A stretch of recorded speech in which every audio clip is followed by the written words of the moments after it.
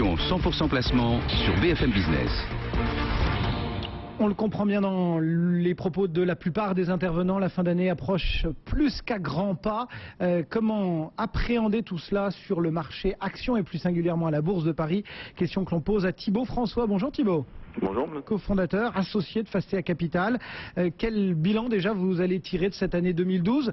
Si on essaye justement de sortir un petit peu de ces lunettes roses qu'on avait chaussées depuis quelques semaines maintenant, on va bien sûr faire un cocorico satisfait du bilan facial de cette année 2012.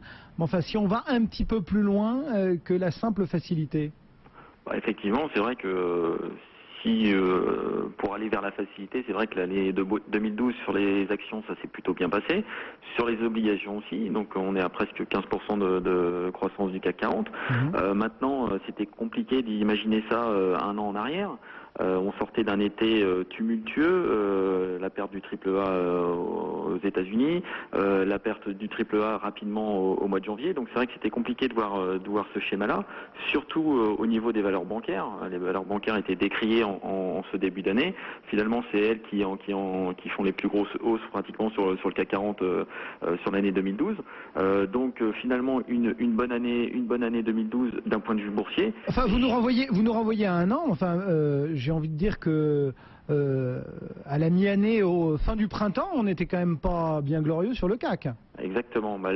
L'élément déclencheur, ça a quand même été le mois de juillet et les achats illimités de la BCE qui ont été annoncés par Super Mario donc en juillet.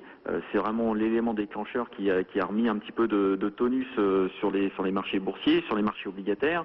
La liquidité est là et c'est vrai que la deuxième partie de l'année a été quand même excellente d'un point de vue boursier. C'est-à-dire qu'aujourd'hui, entre les avancées européennes, entre ces hypothèques politiques levées au Japon, entre les élections aux États-Unis, le fiscal cliff qui a l'air de se démêler doucement et les changements politiques en Chine, aujourd'hui on peut clairement imaginer que les marchés financiers ont un scénario devant eux qui est plus favorable.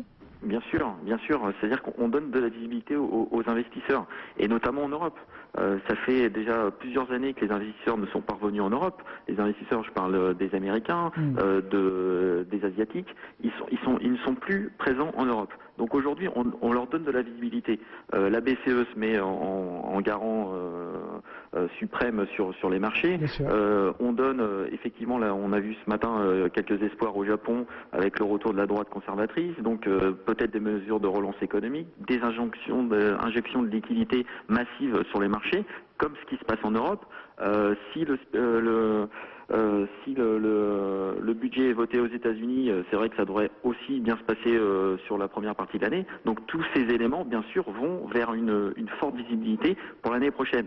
Attention, je ne parle pas d'un point de vue économique, mais en tout cas, les éléments qui sont à côté de ces éléments économiques sont plutôt favorables, et bien plus favorables qu'il y a un an. Du coup, quelle stratégie on dessine, quelle stratégie vous dessinez chez Fastea en ce moment pour bien avoir bordé les choses en ce début 2013 et essayer de démarrer sur les chapeaux de roue? Disons qu'on essaie de chercher le meilleur couple rentabilité-risque.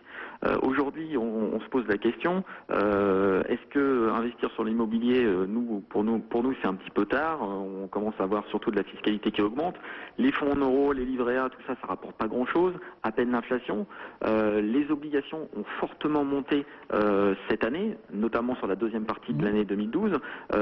Aujourd'hui, ce qu'on voit, c'est que les actions européennes sont très nettement sous-valorisées. On a fait un petit jeu sur le Digistock 600 aujourd'hui, donc les 600 plus grosses valeurs européennes. La moitié rapporte plus de 3,5 de rendement. C'est complètement illogique. Donc on a remis en place la politique budgétaire en Europe.